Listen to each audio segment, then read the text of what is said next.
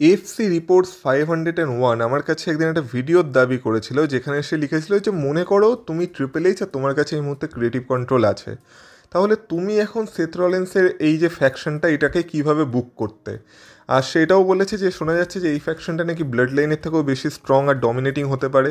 তো সেটা কিভাবে হতে পারে আর এর পেছনে যুক্তিটা কী হতে পারে, তো সেটা নিয়ে আমার কাছে একটা ভিডিওর দাবি করেছিল। আর সেটাও বলেছিল যে তার মনে হয় না যে সেথ রলিন্স আর ব্রন ব্রেকার শুধু এই ফ্যাকশনে থাকলে সেটা হতে পারবে বলে। তো আর কি কি করা যেতে পারে এই ফ্যাকশনটার সাথে, তো সেটা নিয়ে আর কি একটা প্রেডিকশন করতে বলেছিল। আর আমার লাস্টে দেখে ভালো লাগলো যে সেই লাস্টে এটাও মেনশন করেছে যে আমি জানি যে সব কিছু তোমার প্রেডিক্টেবল মানে প্রেডিকশন অনুযায়ী হবে না, কিন্তু তোমার প্রেডিকশনের পেছনে যে যুক্তিগুলো তুমি তুলে ধরো তা সত্যিই অসাধারণ। তো থ্যাংক ইউ আমাকে এইটুকু যোগ্য মনে করার জন্য। হ্যাঁ, আমি জানি যেগুলো আমি প্রেডিক্ট করি সব তো ডাব্লিউডাব্লিউতে হবে না, তাহলে তো আমি ট্রিপল এইচের জায়গায় চলে যেতাম। আমি জাস্ট তোমাদের সাথে ডিসকাস করি যে কী কী হতে পারে আর আমার কি মনে হয়, তার মধ্যে কিছু জিনিস মিলে যায়, কিছু জিনিস মেলে না, এটা তো হতেই থাকে।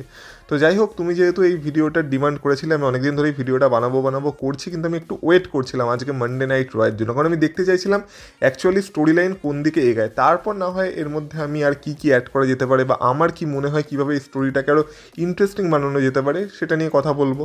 তো আজকের মানডে নাইট র শেষ হয়ে গেছে, আজকে আর পুরো রকে নিয়ে কথা বললাম না, কারণ আমার মনে হয় এই যে রয়ের শুরু আর রয়ের শেষ যেটা দিয়ে হয়েছিল মানে সেথ রলিন্সের স্টোরি, সেটা নিয়ে কথা বলা বেশি ভালো। আর থ্যাংক ইউ কমেন্ট করার জন্য। এরকম তোমাদেরও যদি কোনো ভিডিওর দাবি থাকে, মানে তোমাদের যদি এরকম কিছু ইন্টারেস্টিং ভিডিওর দাবি থাকে, তোমরাও কমেন্ট করে জানাতে পারো, হয়তো ভবিষ্যতে তোমাদের কমেন্টেরও ভিডিও চলে আসবে। তো যাই হোক, আর বেশি দেরি না করে ভিডিওটা শুরু করা যায়, কারণ তোমরা দেখছো Rachel entertainer. So let's start the entertainment.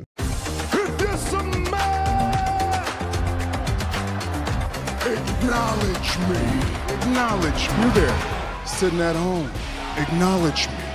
দেখো, সবার প্রথম কথা হলো সেথ রলিন্সের এই যে স্টোরিটা চলছে, এই স্টোরিটায় ডাব্লিউডাব্লিউ তাড়াহুড়ো করার কোনো দরকার নেই। মানে স্টোরিটা আস্তে আস্তে চলুক, কিন্তু যেন মানানসই হয় আর কোনো একটা মানে দাঁড়ায় স্টোরিটার, আমি এইটুকুই চাইছি। তো এমন না যে প্রত্যেক সপ্তাহে কোনো একটা নতুন মেম্বারকে অ্যাড হতে হবে, কিন্তু হ্যাঁ এইটা ঠিক যে শুধুমাত্র সেথ রলিন্স আর ব্রন ব্রেকার দিয়ে হবে না। এই ফ্যাকশনটাকে যদি আরও সাকসেসফুল হতে হয়, এই ফ্যাকশনে আরও নতুন মেম্বারকে অ্যাড হতে হবে। এবার সবার থেকে বেশি রিউমার যেটা ছড়াচ্ছে সেটা হলো এই ফ্যাকশনটা অনেকটা এভলিউশনের মতো একটা ফ্যাকশন হবে। এভলিউশনে কারা কারা ছিল? এভলিউশনে ছিল Ric Flair, triple H, Randy Orton আর বাতিস্টা। এবার ওই ফ্যাকশনটার সাথে আমরা যদি সেথ রলিন্সের এই ফ্যাকশনটা তুলনা করি, তাহলে আমরা বলতে পারি রিক ফ্লেয়ারের রোল এখানে পল হেমানের, ট্রিপল এইচের রোল এখানে সেথ রলিন্সের, কারণ সে হলো লিডার। আমরা র্যান্ডি অর্টনের রোল এই মুহূর্তে দিতে পারি ব্রন ব্রেকারকে, কারণ সে একটা ইয়ং ট্যালেন্ট, বা বাতিস্টার রোলও দেওয়া যেতে পারে। তাহলে একটা র্যান্ডি অর্টন বা একটা বাতিস্টা চাই যে কিনা এই ফ্যাকশনটাকে কমপ্লিট করবে। সবার প্রথমে তাহলে কথা বলা যাক আজকে রয় আমরা কি দেখতে পেয়েছি। আজকে রয়ের শুরুতে আমরা দেখতে পেয়েছিলাম যে পল হেমন, সেথ রলিন্স আর ব্রন ব্রেকার এসেছিল। তারা নিজেদের প্রশংসা করছিল আর কীভাবে তারা এই কোম্পানির ফিউচারের কথা ভাবছে, আর কীভাবে সেথ রলিন্সের হাত ধরেই এই কোম্পানির ফিউচার আসতে চলেছে সেটা নিয়ে কথা বলছিল। তখন আমরা দেখতে পাই সেখানে স্যামি জেন চলে আসে, আর স্যামি জেন সেথ রলিন্সের এই ফ্যাকশনটাকে ব্লাড লাইনের সাথে কম্পেয়ার করতে থাকে। আর সেথ রলিন্সকে বলে যে আমি এতদিন ভাবতাম যে তুই হয়তো রোমান রিংসকে আর সিএম পাংকে পছন্দ করিস না, তাই এসব করছিস, কিন্তু আমার এখন থেকে মনে হচ্ছে তুই তাদের প্রতি জেলাস, আর সেই কারণে তুই তাদের জায়গাটা নেওয়ার চেষ্টা করছিস। আর তুই যে নিজেকে রোমান রিংসের থেকে আলাদা বলছিস, কী এমন আলাদা আছে? রোমান রিংসের কাছেও পল হেমন ছিল, তোর কাছেও পল হেমন আছে, রোমান রিংসের কাছেও ব্লাড লাইন ছিল, তোর কাছেও এখন ব্রন ব্রেকার আছে, তো আলাদা তো আমি কিছু দেখতে পাচ্ছি না। তখন সেথ রলিন্স বলে যে না না, তুই আমার এই ফ্যাকশনটাকে ব্লাড লাইনের সাথে তুলনা করতে পারিস না, এটা পুরোপুরি আলাদা। এই ফ্যাকশনটা তৈরি করেছি আমি এই কোম্পানির ফিউচারের কথা ভেবে, কারণ ফিউচার আমার হাত ধরেই আসবে। তো তারপর তারা বলে যে দেখ স্যামি, তুই আমার বন্ধু আর আমি চাই না তোর সাথে কিছু বাজে হোক, কিন্তু আমি তোকে এটাও বলে রাখি, তুই যদি রতে থাকিস আর তুই যদি আমার কথায় না চলিস বা আমি যেটা চাইছি সেটা না করিস, তাহলে তোর সাথে অনেক বাজে জিনিসপত্র হতে পারে, যেটা আমি চাইছি না, কারণ তুই আমার বন্ধু। তাই আমি পল হেমনের সাথে কথা বলেছি, পল হেমন তোর কিছু একটা সুযোগ সুবিধা করে দেবে, তুই স্ম্যাকডাউনে চলে যা, সেটাই তোর জন্য ভালো হবে, কারণ তুই রতে আছিস আর তুই আমি যেটা করছি সেটা তোর যদি পছন্দ না হয়, তাহলে তুই আমাদের টার্গেট হয়ে যাবি, কারণ তোর কাছে দুটোই অপশান আছে, না হয় তুই আমাদের জয়েন কর, না হলে তুই আমাদের টার্গেট হয়ে যা। আর আমার দেখে মনে হচ্ছে না তুই আমাদের জয়েন করতে চাইছিস, তো তুই আমাদের টার্গেটই হয়ে যাবি, তার থেকে ভালো তুই ভাই আমাদের এটা পছন্দ না করলে রতে থাকিসই না, স্ম্যাকডাউনে চলে যা, আর এই রয়ের শেষে আমার তোর কাছে উত্তর চাই। তো তো তারপর আমরা দেখেছিলাম পল হেমন স্যামিজেনকে বোঝানোর চেষ্টা করছিল যে সে যদি স্ম্যাকডাউনে যায় তাহলে জন সিনার র্যান্ডি অর্টনের ম্যাচে যে জিতবে তাকে স্যামিজেন ফেস করতে পারবে ওয়ার্ল্ড চ্যাম্পিয়নশিপের জন্য। আর স্যামিজেনের যেহেতু একমাত্র স্বপ্ন ডাব্লিউডাব্লিউতে ওয়ার্ল্ড চ্যাম্পিয়ন হওয়া, তো স্যামিজেন এটা নিয়ে ভাবে। আর রয়ের শেষে আমরা দেখতে পাই স্যামিজেনকে সেথ রলিন্স আরও ভালোভাবে বোঝানোর চেষ্টা করে।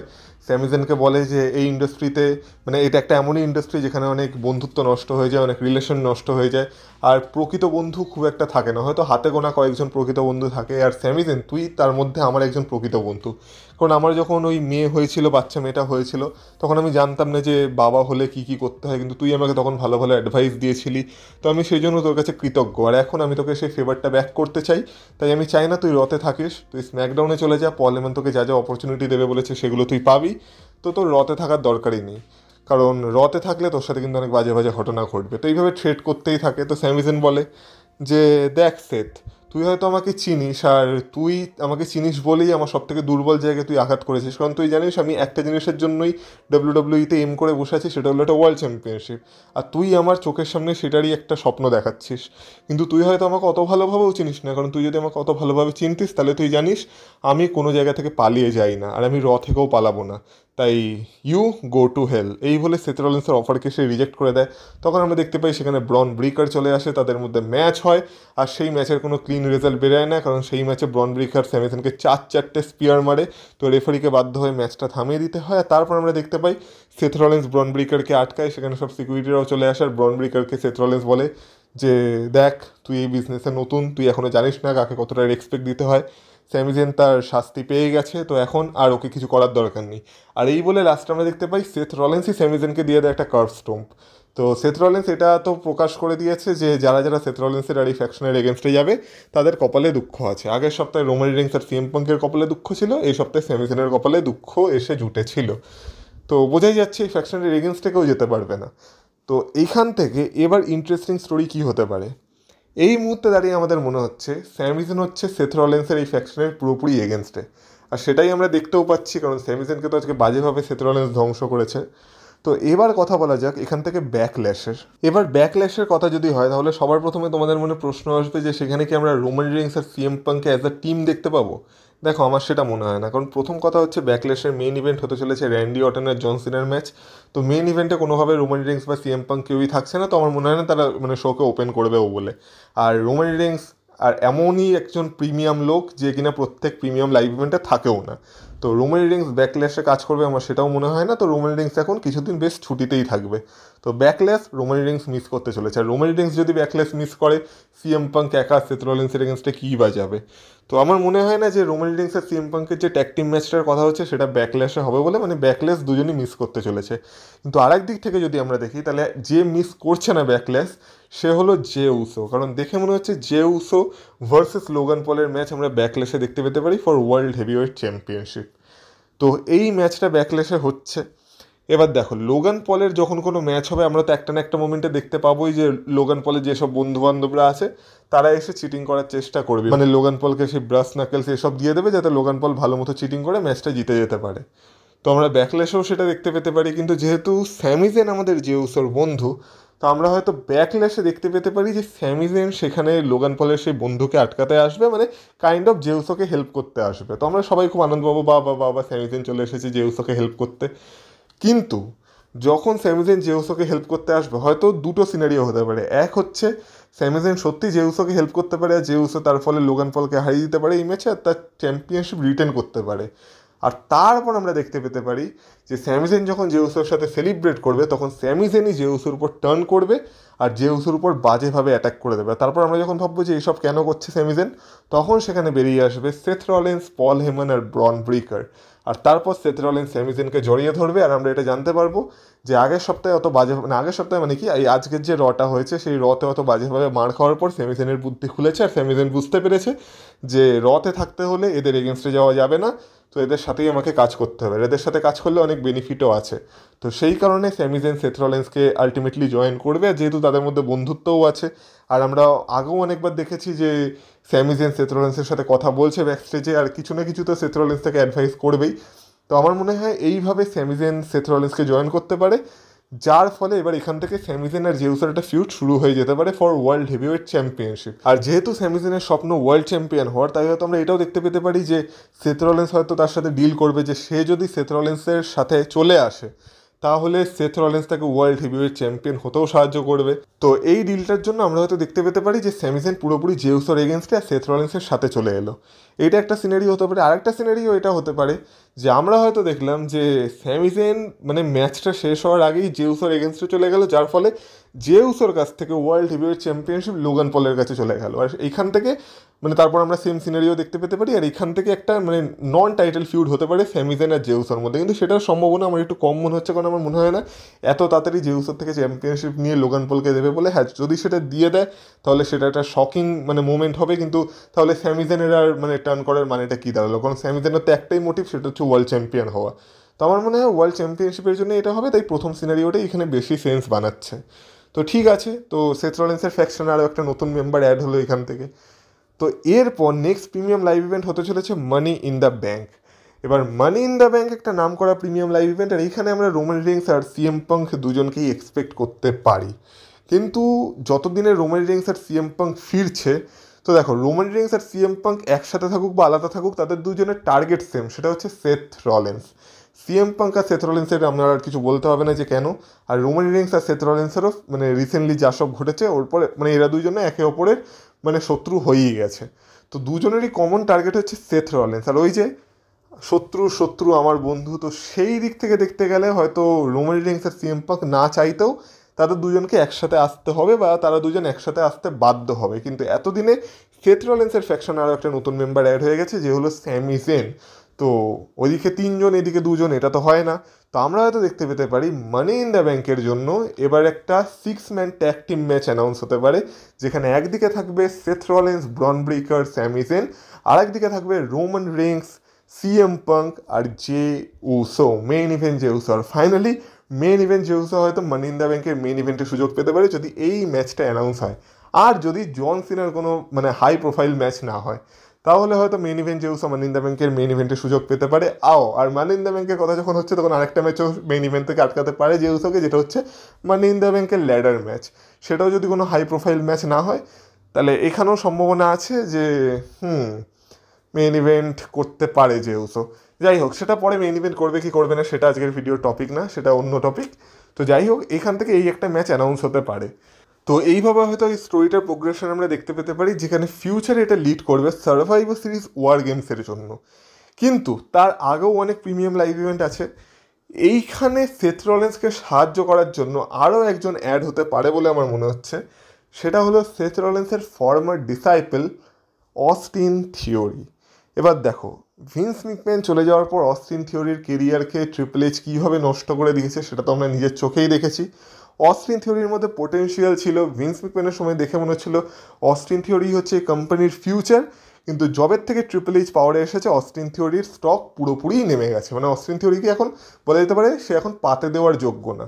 কিন্তু রিসেন্টলি আমরা যেটা দেখতে পাচ্ছি সেটা হচ্ছে অস্টিন থিওরি আর গ্রেসন ওয়ালারের যে ট্যাগ টিমটা আছে, সেই ট্যাগ টিমে গ্রেসন ওয়ালারের সাথে অস্টিন থিওরির খুব একটা বনছে না।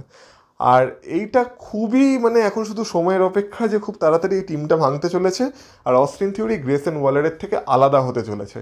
আর সেথ রলিন্সের এই ফ্যাকশনটার পেছনে মূল মন্ত্রা কি? মূল মন্ত্রা হচ্ছে এটাই যে সেথ রলিন্স এই কোম্পানির ফিউচারের কথা ভাবছে। আর অস্টিন থিওরির এখন বয়স কম, আর অস্টিন থিওরিকেও আমরা অ্যাজ আ ফিউচার একসময় দেখছিলাম, যদিও এখন তো স্টক নেমে গেছে, কিন্তু তার মধ্যে পোটেনশিয়াল আছে। ভিন্স ম্যাকম্যান তার মধ্যে একটা মানে ফিউচার সুপারস্টারকে দেখেছিল। তো সেইটা যদি আমরা আরেকবার রিভাইভ করতে চাই, তাহলে অস্টিন থিওরির কেরিয়ারে একটা বিশাল বড় পুশ দরকার, যেটা সে পেতে পারে যদি সে সেথ রলিন্সের এই ফ্যাকশনে যোগ দেয়।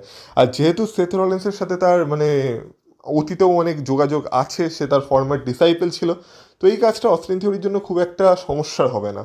শুধু সেথ রলিন্সকে একটু পটাতে হবে, আর তারপরে সেথ রলিন্সের ফ্যাকশনে সে যোগ দিয়ে দিতে পারবে। আর তার থেকে বড় কথা হলো, পল হেমন অস্টিন থিওরিকে খুব পছন্দ করে ভিন্স ম্যাকম্যানের মতো।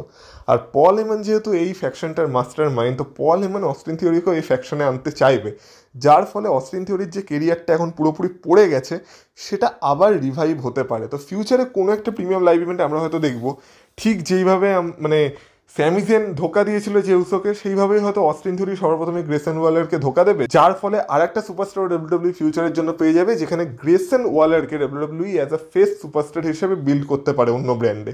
কিন্তু অস্টিন থিওরি যেহেতু সেথ রলিন্সের সাথে চলে যাবে, তো অস্টিন থিওরি সেখান থেকে নিজের কেরিয়ারকে রিভাইভ করার একটা বিশাল বড় সুযোগও পেয়ে যাচ্ছে। তো এইভাবে আমরা ধীরে ধীরে এগোচ্ছি সার্ভাইভার সিরিজ ওয়ার গেমসের দিকে। তো এখন আমরা কি দেখতে পাচ্ছি, এখন আমরা দেখতে পাচ্ছি ওদিক থেকে Roman Reigns, CM punk, J Uso এরা তো আছেই। আর জে উসো থাকলে আমরা ধরে নিতে পারি জিমি উসো রোমান রিংসের সাথেই আছে, কারণ blood line member, OG blood line member, তো তারা আশা করি একসাথেই থাকবে। আর ওই দিক থেকে আমরা দেখতে পাচ্ছি Seth Rollins, Bron Breakker, Sami Zayn আর অস্টিন থিওরিকে। কিন্তু ওয়ার গেমস তো হয় 5-on-5। এবার এইখানে হয়তো আমরা সেই ফাইনাল ডিসিশন দেখতে পাবো বা ফাইনাল স্ট্রিং পুল করা দেখতে পাবো, যেটার জন্য আমরা এতদিন ধরে কল্পনা করছি যে সব কিছুর পেছনে অ্যাকচুয়ালি মাস্টার মাইন্ডকে সেথ রলিন্স না পল হেমন না, তাহলে অ্যাকচুয়াল মাস্টার মাইন্ডকে? অ্যাকচুয়াল মাস্টার মাইন্ড হলো the final boss, the rock.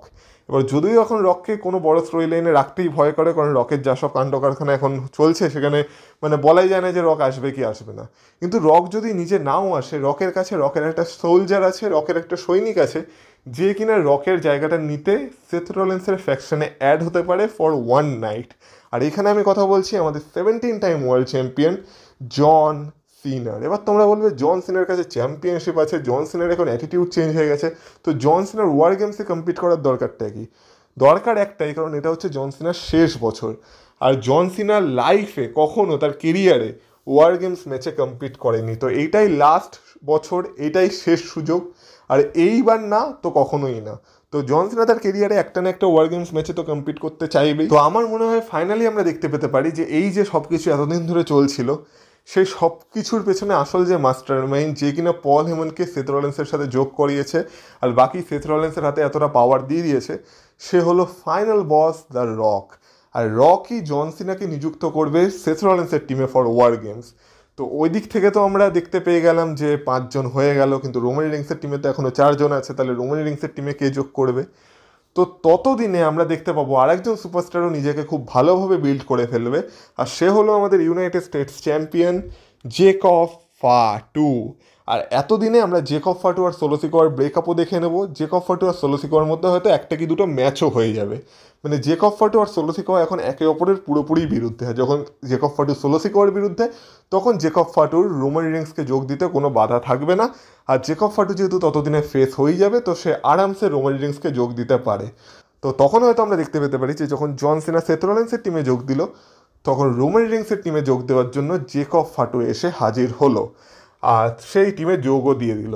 তো এরপর চলে আসা যাক সার্ভাইভার সিরিজ ওয়ার গেমস ম্যাচে। তো এইভাবে পুরো ম্যাচটাকে বিল্ড আপ করা হলো, আর লাস্টে যখন এই ম্যাচটার ফিনিশ আমরা দেখতে পাবো, মানে ম্যাচটা তো ম্যাচের মতো হবে, একটা দুর্দান্ত ম্যাচ হবে, কিন্তু এই ম্যাচের শেষে আমরা দেখতে পাবো যে এই ম্যাচের রেজাল্ট বের করায় সোলো সিকোয়ার একটা বিশাল বড় হাত থাকবে। কারণ সোলো সিকোয়াকেও আমরা যদি দেখি, সোলো সিকোয়া কিন্তু একসময় দেখে মনে হচ্ছিল এই কোম্পানির ফিউচার হতে পারে, কিন্তু আলটিমেটলি সোলো সিকোয়ার স্টকও ডাউন হয়ে গেছে। তো সোলো সিকোয়ার কেরিয়ারকেও যদি রিভাইভ করতে হয়, তাহলে এখানে তারও একটা হেল্প দরকার। আর এই হেল্পটা তাকে কে করতে পারে? এই হেল্পটা তাকে করতে পারে সেথ ফ্রিকিন রলিন্স। তো এইভাবে সোলো সিকোয়াও ধীরে ধীরে এই ফ্যাকশনে অ্যাড হতে পারে। আর সোলো সিকোয়া যদি এই ফ্যাকশনে অ্যাড হয়ে যায়, তাহলে সেথ রলিন্সের ফ্যাকশন আরও বেড়ে যাবে। তো এইভাবে এই স্টোরিটার আরও মানে ফিউচারে প্রোগ্রেশন হতে পারে। এবার তোমরা বলবে যে এত যে মানে খিচুড়ি হচ্ছে, তো আলটিমেটলি এগুলো কোথায় কোথায় লিড করতে পারে? দেখো, এইগুলো আলটিমেটলি যেখানে লিড করতে পারে সেটা হলো একটা বিশাল বড় ম্যাচ, যেটা হলো রোমান রিংস ভার্সেস সেথ রলিন্সের ম্যাচ। আর রোমান রিংস তার কেরিয়ারে কখনো সেথ রলিন্সকে হারাতে পারেনি। তো যদি রোমান রিংস একবার শেষ চেষ্টা করতে চায় সেথ রলিন্সকে হারানোর, তো এটাই সেই সুযোগ হতে পারে। আর আমি যেই বলছি যে সেথ রলিন্সের ফ্যাকশনে একের পর এক মেম্বার অ্যাড হয়ে যাবে, তার মানে কিন্তু এই না যে তার ফ্যাকশন থেকে কোনো মেম্বার কমবে না। এবার এর মাঝখানে আমরা অনেক টুইস্ট অ্যান্ড টার্নসও দেখতে পাবো। হয়তো তারই কেউ একজন, মানে তারই ফ্যাকশনের কোনো এক member money in the bank জিতে গেল, সে হয়তো ওয়ার্ল্ড চ্যাম্পিয়ন হয়ে গেল। সে যদি ওয়ার্ল্ড চ্যাম্পিয়ন হয়ে যায় সেথ রলিন্সের আগে, তো সেথ রলিন্স হয়তো ভাবতে পারে আমার সাথে থেকে আমারই আগে ওয়ার্ল্ড চ্যাম্পিয়ন হয়ে গেল, তো তাকে হয়তো এই ফ্যাকশন থেকে কিক আউটও করে দিতে পারে। তো এরকম অনেক ঘটনা ঘটতে পারে এই ফ্যাকশনটার সাথে। তো যাই হোক, এটা আমার মনে হচ্ছে যে ফ্যাকশনটাকে এইভাবে এগানো দরকার বা এইভাবে এগিয়ে নিয়ে যাওয়া দরকার। তোমরা আমার সাথে একমত কিনা অবশ্যই কমেন্ট বক্সে কমেন্ট করে বলো। আর বাকি যদি ভিডিওটা ভালো লেগে থাকে, ভিডিওটাতে অবশ্যই একটা লাইক করে দিয়েছো। আর এই চ্যানেলে যদি নতুন হয়ে থাকো, তো এই চ্যানেলটাকে অবশ্যই সাবস্ক্রাইব করে দিয়ে যাও। আর হ্যাঁ, একটা বোনাস জিনিস বলে রাখি, যে এই ফ্যাকশনে যদি এই সকল মেম্বার ছাড়া আরও কাউকে অ্যাড করাতে হয়, তাহলে সেই নামগুলো কাদের কাদের হতে পারে। তো আমার মনে হচ্ছে ক্যারিয়ান ক্রস একটা ভালো নাম হতে পারে, যে কিনা এই ফ্যাকশনে অ্যাড হতে পারে। তো এরকম কিছু নাম আছে যারা কিনা এই ফ্যাকশনের ফিউচার মেম্বার হওয়ার পসিবিলিটি রাখে। তো যাই হোক, তোমরা এবার বলো তোমাদের মতামত কি, অবশ্যই কমেন্ট বক্সে কমেন্ট করে বলো। আর আমাকে যদি ইনস্টাগ্রামে ফলো করতে চাও তার লিঙ্ক পেয়ে যাবে তোমরা এই ভিডিও ডিসক্রিপশনে। তো সেখান থেকে তোমরা আমাকে ফলো করে আসতে পারো। তাহলে তোমাদের সাথে কথা হবে আবার পরের ভিডিওতে। ততক্ষণ তোমরা ভালো থেকো, টাটা।